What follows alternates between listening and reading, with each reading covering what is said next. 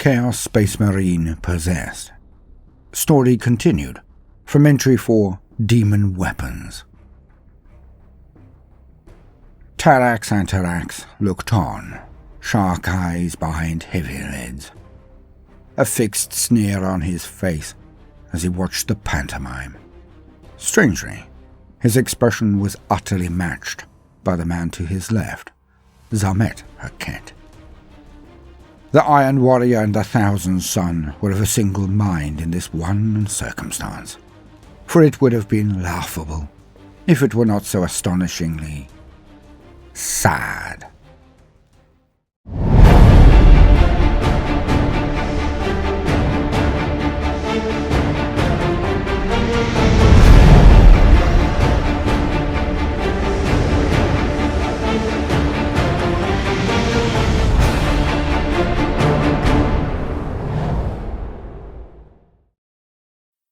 They both sat there as co-hosts to this strange assortment of Astartes.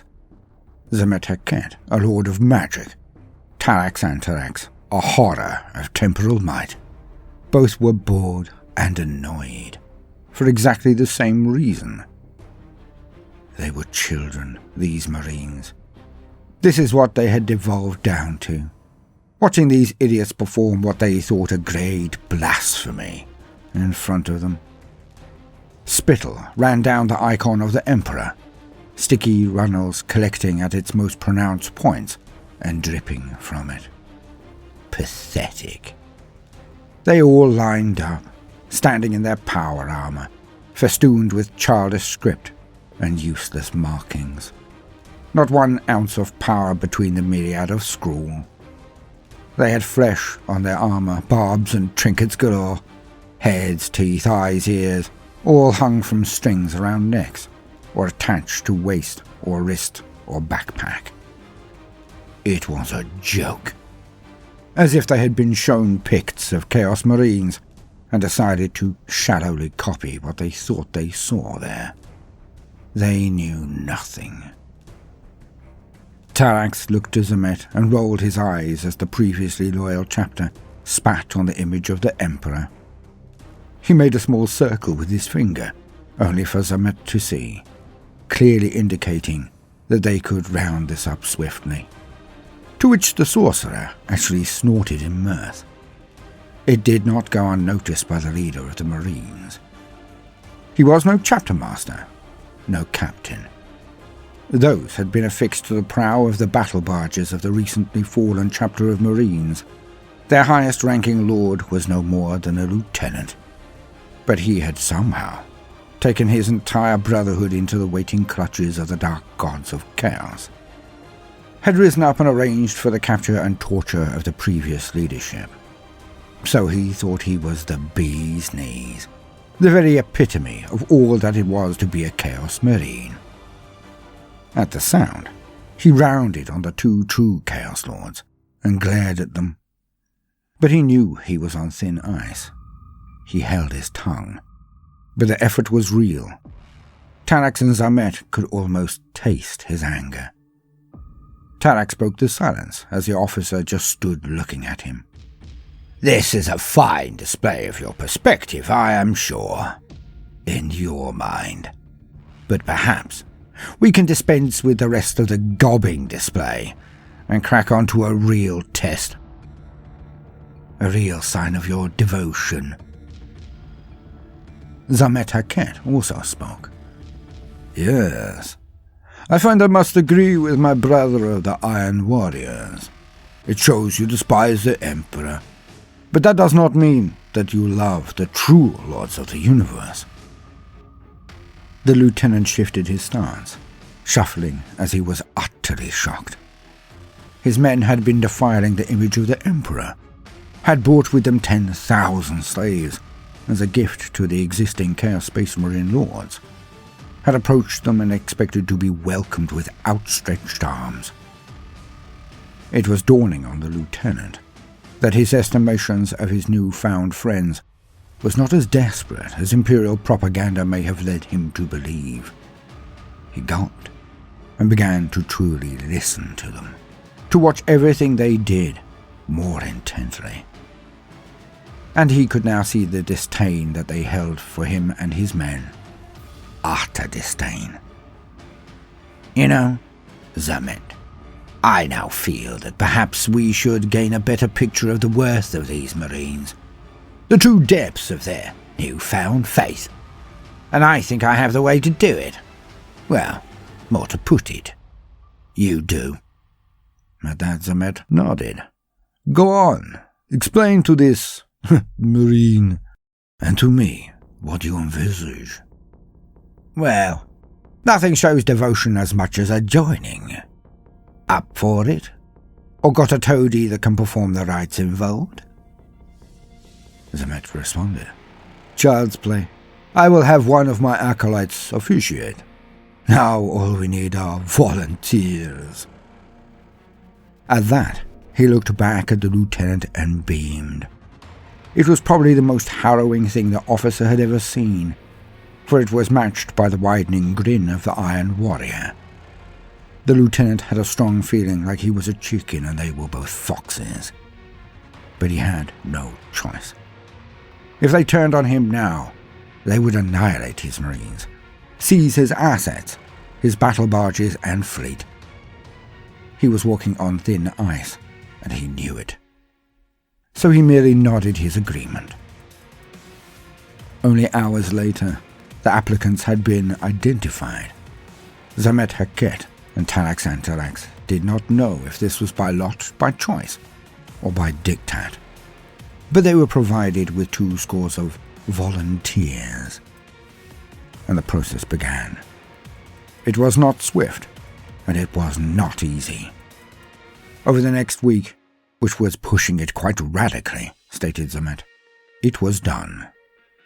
They had been prepared at a breakneck pace, and the casualties had been higher than normal.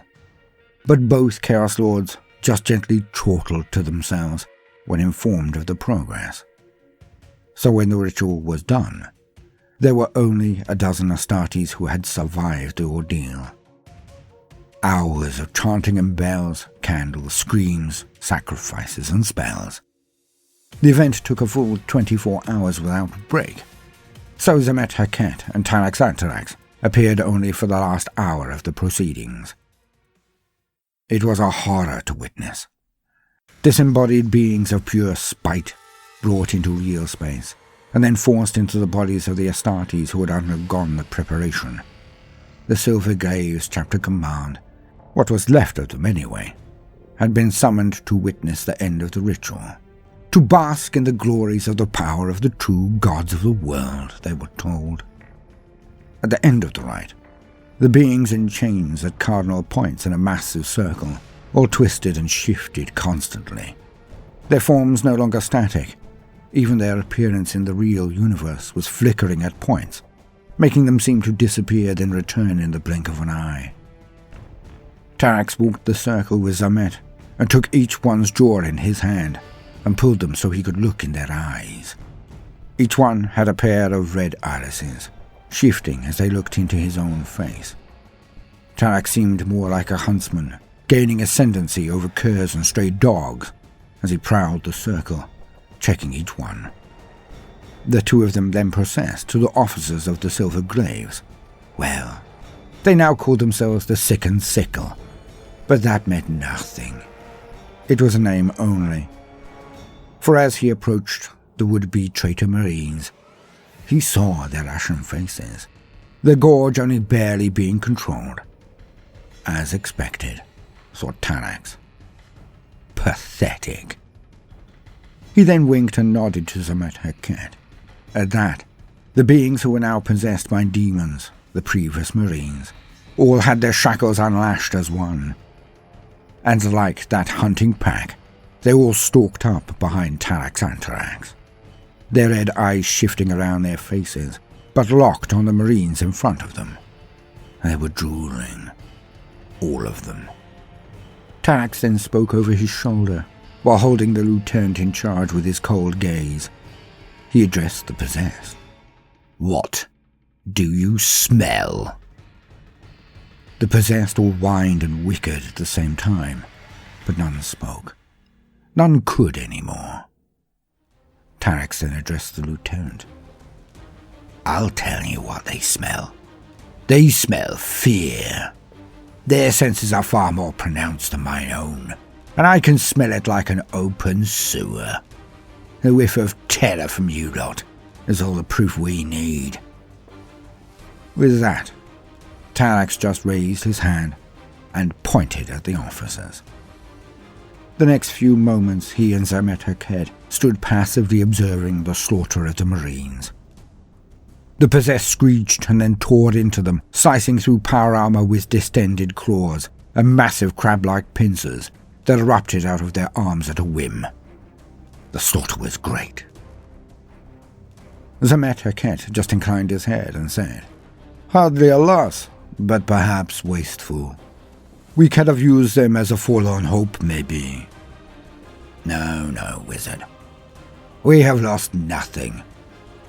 Tarex then looked dead into the eyes of the sorcerer and jovially intoned, "We have 3 more battle barges, all of their support ships, and near 1,000 sets of gene seed.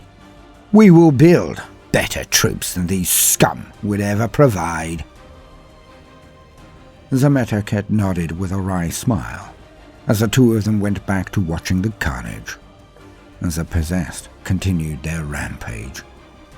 The ending of the Silver Graves, for they were never true worshippers of chaos, merely children pretending.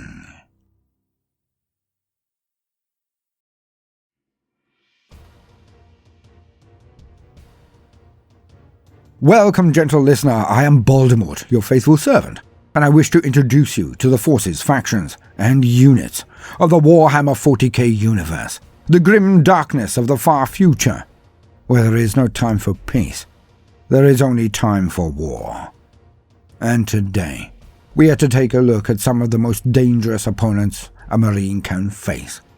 Beings of power, but not just of material sinew and armor. These beings are a perfect gestalt between the very worst of the material world, the Space Marines, and the very worst in the warp, the demons who possess. And so, as usual, for the very basics, let us lean on existing wisdom. To quote, Possessed.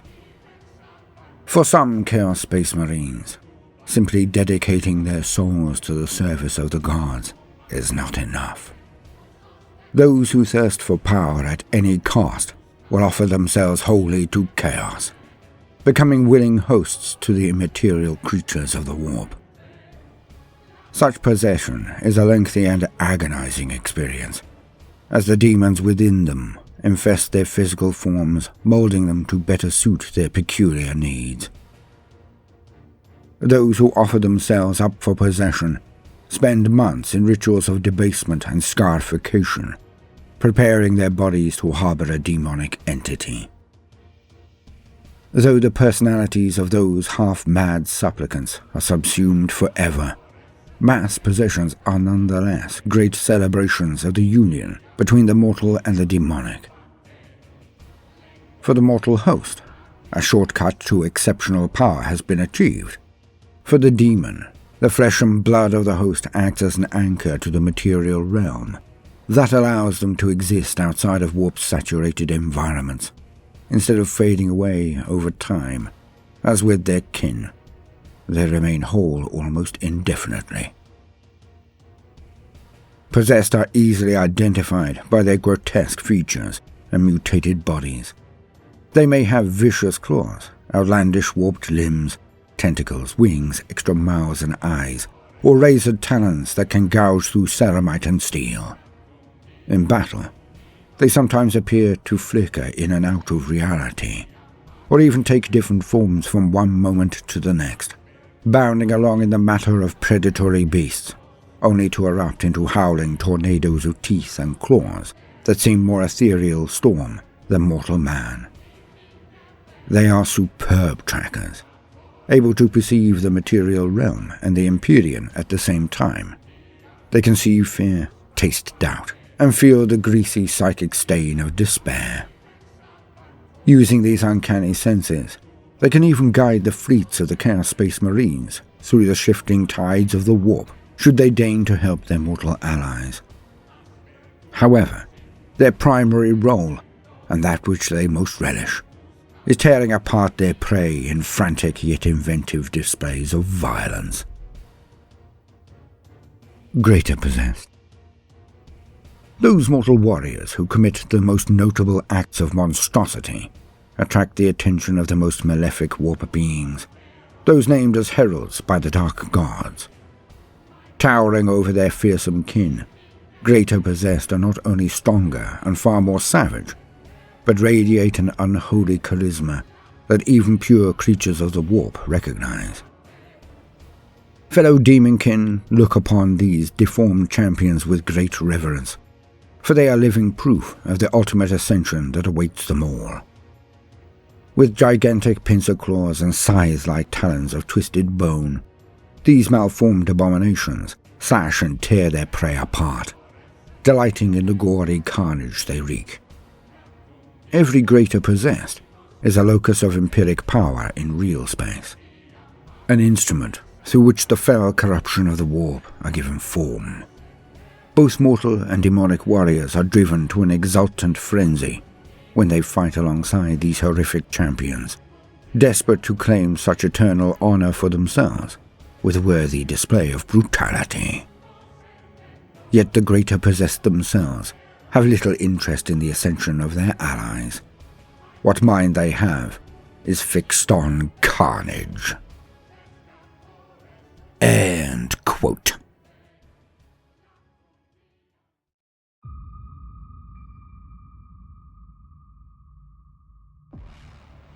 Ah, the Possessed. A riot of colour, madness and savagery. They are touted as killing machines par excellence. But there is always the disconnect betwixt the lore and the actuality of their attributes on the tabletop. Alas, I've been informed that they are not presently the terrors they should be, but I can only take that person's word for it. For the present, I do not play Chaos. Yet. So I can only hope that they get a buff and multiple wounds when they are finally in receipt of a new codex. Because, in truth, a victory against an army with an outdated and underpowered codex is, in my opinion, no real victory at all. Fun? Yes. A great game, let us hope. But no real victory. I have been Baldermort, your faithful servant. I hope you have enjoyed this brief introduction to Chaos Space Marine Possessed. If so, then please do consider liking and subscribing. If you do, then hit the notifications button, as I would not want you to miss out. If you see the worth in what we are doing, then do also consider joining our Patreon, or giving the video a share if that is beyond your present scope. It would be a great boon. Now, no matter what you do today, do try to make some time for fun. Toodaloo.